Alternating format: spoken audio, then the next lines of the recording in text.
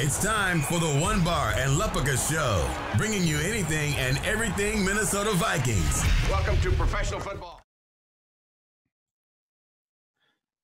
All right, welcome back to the One Bar and Lupica Show. It is that time of the week where we will be SKOL'ing with the enemy. Yes, it is SKOL'ing with the enemy, and this week, the 2-0 Titans are coming to the 0-2 Minnesota Vikings this Sunday.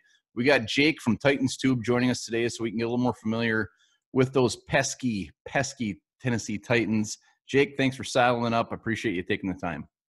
Hey, thanks so much for having me on. I really appreciate the opportunity. Unfortunately, your record is much better than the Minnesota Vikings. The Vikings are off to a very, very gross, ugly, disheartening start. Tennessee Titans, like I said, are out to a 2-0 start, but let's just dive right into it. I mean, Tennessee, you've beaten Denver and Jacksonville, and I'm not going to pretend that I sat and watched every one of those games. So I want you to enlighten me a little bit. I mean, they didn't seem like overly dominating wins, but just overall through two games, how are you feeling about the Titans as a whole? As a whole, you kind of had phrased it contenders or, pretenders. But as a whole, I feel good about this team. Just something to note, week one, they left 10 points on the board. So that game actually should have been 26-14, but that's beside the point, with the leg of Steven Gostkowski, that is. But also, I feel good about this team because Derrick Henry has been kind of ineffective, I want to say. I mean, he's the second leading rusher in the NFL, but he hasn't been the Derrick Henry of, last year's playoffs yet. We haven't seen, him rip a home run or even consistently gain, 5-6 yards of carry. And they're still winning games. This team under Mariota last year lost these kinds of games, games where they leave points on the board and miss opportunities. But this offense is still finding a way to put points on the board and get a W at the end of the game. So I do feel good overall about this team so far. Yeah, you mentioned Derrick Henry. Let me tell you, if there's a theme to the Vikings so far through two games, Derrick Henry is going to light shit up on Sunday. I can guarantee you that. Unless he breaks his leg on the way to the stadium. No, we won't even think about it. All right. So, currently the Titans, they're ranked 18th overall in offense, 25th overall in defense. It doesn't stick out that they're overly fantastic at either. Which is more of a concern right now for you? Is it the offensive side of the ball or the defense? Definitely say defense, just because they're in a transitional period, just because Dean Pease, the defensive coordinator of the last couple years of the team under the Vrabel regime, retired, and now Mike Vrabel took over coordinator duties. And so he has oversight, but then you have, linebacker coach Shane Bowen calling plays. And it's kind of that defense was so tight-knit and so cohesive and played as one unit under Dean Pease. And I think they're trying to mold that same kind of aspect moving forward under, Vrabel and Bowen, that is. But, and, we've kind of harped on it on our channel. There's been no preseason, and this offseason has been anything but regular. So, the defense undergoing that transition to new coaching and new play calling is definitely a point of concern for not only me, but in the Titans fan community. This team's really worried about getting gashed by Jacksonville last weekend. So who knows, the Jags could be better than what we give them credit for, but defense is definitely more so the concern on our end here. Well, I got to tell you, when the Jags beat the Colts and the Vikings had the Colts last week, I was very excited, thinking, all right, the Vikings started off with a shit loss to the Packers. They're going to bounce back. I mean, if you lose to the Jags, we're going to beat you. And the Colts absolutely dominated us. And like you said, the Jags hung with you guys right to the end, the score anyways. Mm-hmm. So the Jags might be better. I mean, Gardner Minshew. The Jaguars, am I correct in saying the Jaguars are the Titans' nemesis? Yeah, absolutely. Yeah. We're kind of the little brother to Indianapolis historically, with the whole going from Peyton Manning and then Andrew Luck beat us, however many times in a row, double digits. But yeah, the Jags we can pick on mostly. We're kind of the antagonist to the Jaguars. You have to have at least a little bit of a soft spot for Gardner Minshew with the stash, though. I kind of do, but I also kind of don't, because I get people pointing at me and going, "Oh, that's Minshew. That's Minshew right there." And it gets a little old. You wear yours better than Minshew. You're good. Well, thank you. I appreciate that. Thank you. I think I do too, but we'll leave that up to the experts. Once again, we have Jake from Titans Tube joining us, and check out Titans Tube. I'm not a big advocate of watching our enemies podcast, but I do. And I watched a handful of those. Those guys are laid back. It's fun to watch. Check it out. Their links, everything will be in the description. So when it comes to weaknesses in the Titans, what is the biggest weakness on this Titans roster that the Vikings could possibly take advantage of this Sunday? Well, aside from the kicking position, the front seven of the Titans gave up a lot of yards to an undrafted rookie in James Robinson last week for the Jags. And I'm really afraid of Dalvin Cook coming into this matchup. So I feel like the Titans run D is something that the Vikings could really take advantage of this week. Just because I think Dalvin Cook's a better player than James Robinson per se, but James Robinson went over for, over 100 yards and a touchdown on the front seven of the Titans. And again, I think it goes back to the defense trying to play a little more cohesive. There's some new pieces in that front seven, Clowney, and maybe we'll get a Vic Beasley siding in this game. We'll still have that out for verdict. But I think Dalvin Cook has a chance to rip up this Titans front seven. Well, I hope so. The Vikings have to give him the ball first to do that. And between the first two games, that has been an issue. They paid him a lot of money very recently, and they just don't want to give him the ball. So we'll see what happens.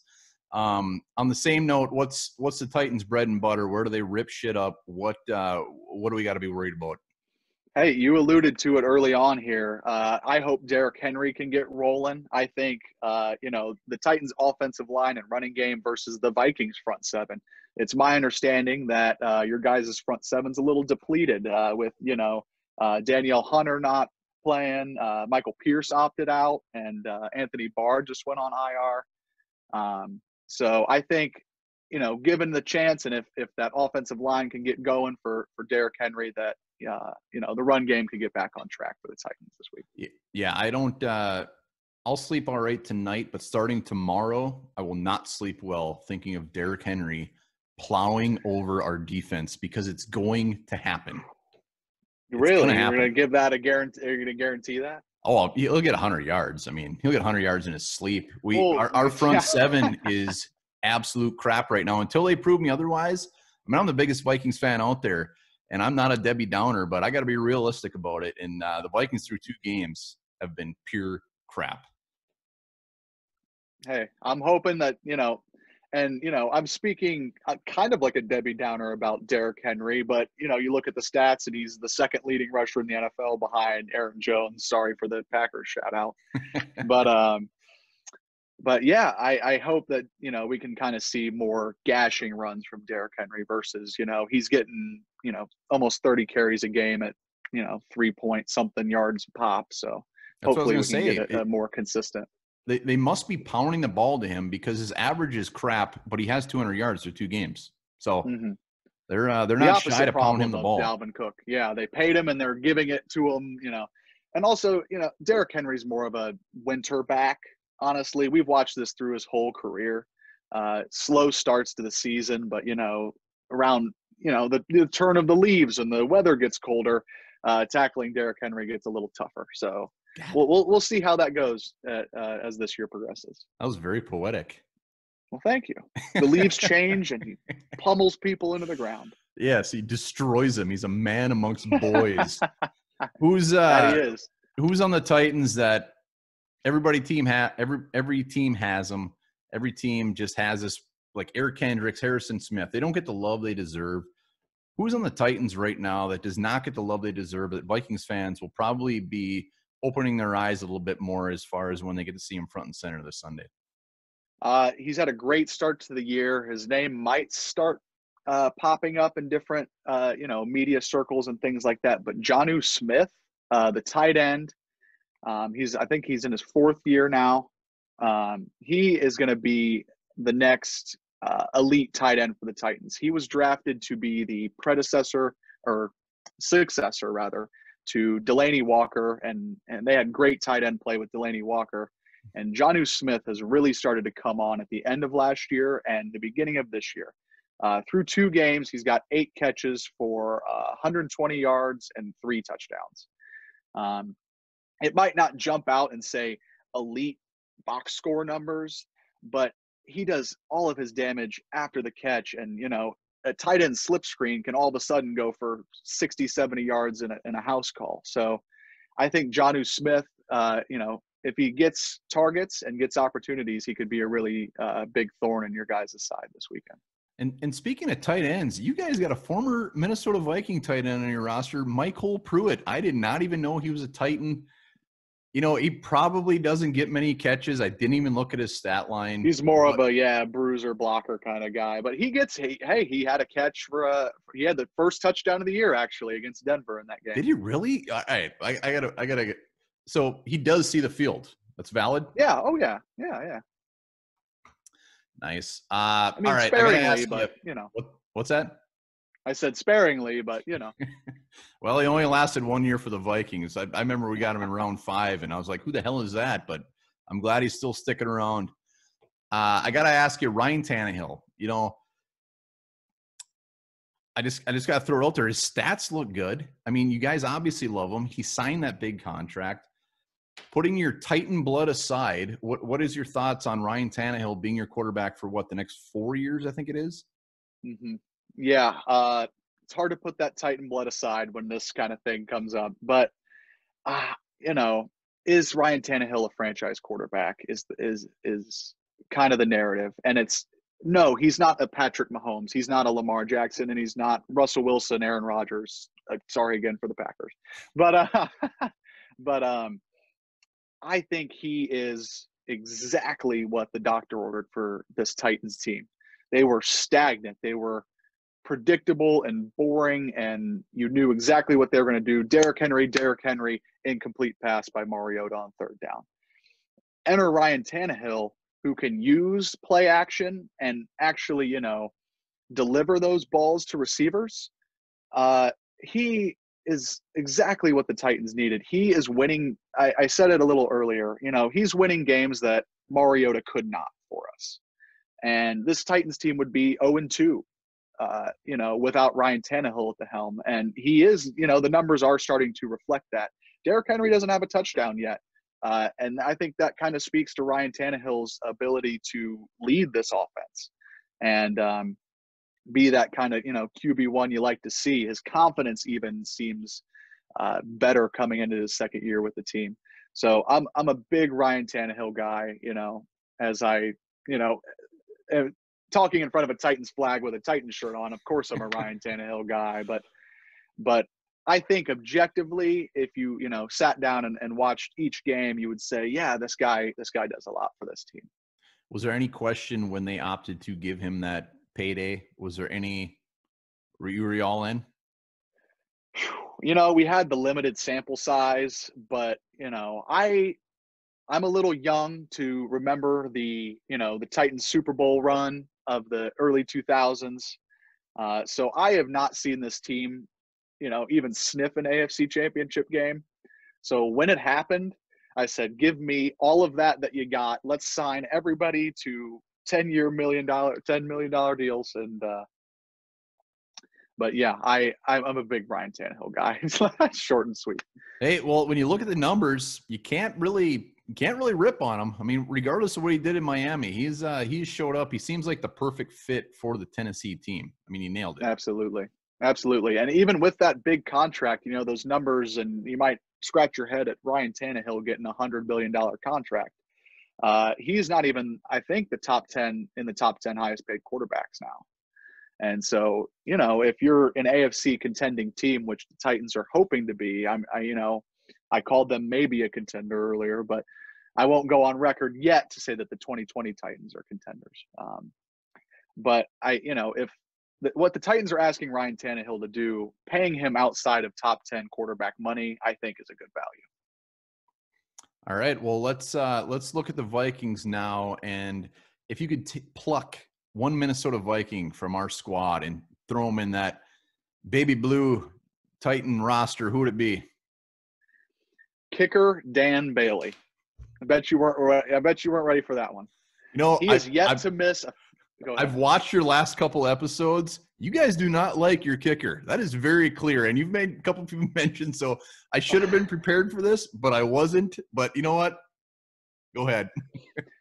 I mean, I'll keep it to the point. Dan Bailey hasn't missed a field goal or an extra point yet this year. And that is definitely something that the kicking team of the Titans cannot say this year. So if I were to pick one Minnesota Viking, some people might say Dalvin Cook or one of the safeties you got on the back end. But I think we're pretty set at safety and we're pretty set at running back. So, I'm going kicker. I don't blame you. But that's actually mildly offensive that if our whole roster you're taking our kicker. Hey, I think the Titans roster is in a good place right now. I really do, and I think they can come up and be a force in the AFC. So who knows? And you said it yourself. The Vikings are kind of not playing great football right now. So I can't disagree. And like I said, watching your last couple of videos, you guys do not talk highly of your kicker. What is he? 3? I think he's 3 for 6, right? Yeah, he missed them 3 all from last 40 week. to 49. Yep. Mm-hmm. And then, he comes out week 2 and Vrabel sends him out to kick a 51-yarder before halftime. I mean, it was a gift from the Jags to even attempt the field goal, but you're thinking, what is he even doing? Why not just chuck it to the end zone to see what happens at that point? But hey, he drilled that one, and his game winner last week was from 49. So, I can rag on the guy, but Gostkowski's a Hall of Fame kicker, and the yips happen, I suppose. But you gotta be a little better than he was in Denver. It's going to take a lot to forget that one. Well, Vikings fans know firsthand when it comes to kickers, so our compassion will be thin. Yeah. Very thin, but I hear you. So when it comes to the Vikings, what does scare you heading into this weekend from the Vikings, even though we're 0-2? I did say earlier, Dalvin Cook scares me a lot, and that's kind of my answer here. But I didn't want to double down on that. Dalvin Cook can gash us this week, and I bet he is going to get his 100 yards, and maybe a touchdown or two. But I'm worried about a Kirk Cousins rebound game because Kirk Cousins, objectively, I haven't watched a ton of Kirk Cousins in my life, but watching from afar, he's a very roller coaster kind of quarterback in my eyes. He can go out and throw 3 picks and stink it up in Indianapolis, but he might turn it around and, put 400 yards up against the Titans. And the Titans secondary is a little beat up right now. Dory Jackson's on IR. That's a huge one. Old man Jonathan Joseph is bouncing in and out of the injury list. And but beside those two, they don't have a lot of depth. Malcolm Butler is another one who keeps popping up on the injury report. But behind them, they don't have a lot of depth in the secondary. And I'm worried about the Cousins rebound just because I've seen him go down and I've seen him come up and I've seen him go down and I've seen him come up. So hopefully his coming back up doesn't happen this week, maybe in week 4. That'd be great. I appreciate that. Week 4 hope. That said, any worries that, it's early? The Vikings are 0-2. There's plenty of time to turn around. I mean, absolutely. Is there any worries that this could actually be a trap game where the Titans are looking at and just like, these guys are shit. We're looking on the week 4 because it happens every year. Yeah. No, absolutely. There's always in the back of my mind, the Titans historically have lost so many trap games, coming in as overwhelming favorites. And, it's always a win that could boost them and, kick them down the road with tons of momentum. I don't see this one as a trap game just because, the Vikings were, they won a playoff game last year. They're a good team. It's just, they drew the Packers, who I think are going to be maybe the best team in the NFC. I'm so sorry. No, you got it. I sorry. agree. I totally agree as far as a trap game. I mean, it's painful to even say that this early in the season is 0-2. Mm-hmm. The Vikings, they were a good team, but they've just come out completely flat. And knowing the Vikings over the past, we always lose a trap. We always lose to some shit team every year. It happens every to time. everybody. I feel like, it's the nature of the NFL.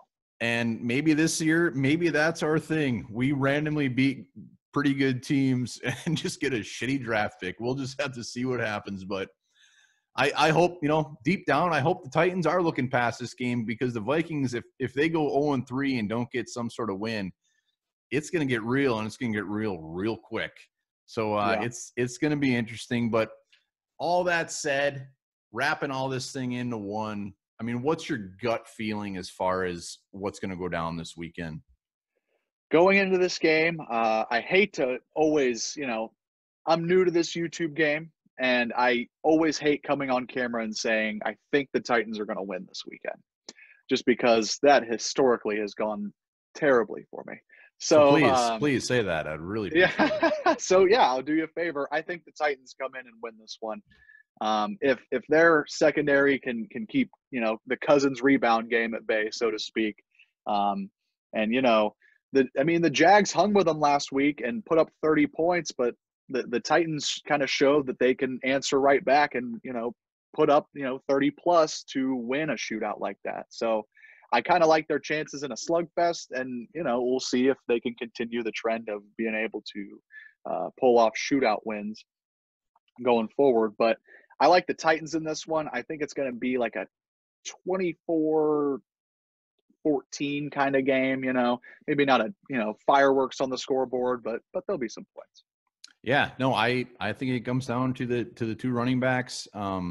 We'll see if the Vikings actually pound the ball early and often and don't give up on it, even if it's 14-0. I think the Vikings will stand a chance. If they give up on that and start going to that passing game early like they had last two games, I think we're going to be in trouble. We will see. Like you said, the Titans' front seven is a little bit of a concern. I hope we take advantage of that. If we don't and strictly go to the passing game, it has not panned out well yet. So we will see. It's tough for me to pick the Vikings after our start, but we will see. And we'll see where the cards fall. But Jake, I really appreciate you hopping on again. Jake from Titans Tube. It was fantastic. SKOL'ing with the enemy. We play the Titans, once every however many years? Yeah, geez. Yeah, no kidding. So no, appreciate it again. Check out their YouTube channel. Links and everything will be in the description. Appreciate it. I hope come Sunday the Vikings are 1-2, but we'll see. Hey, that's the beauty. We got to watch the game to find out. So thank you so much for having me on. It was a super cool opportunity, and don't wish any ill will against the Vikings other than this week.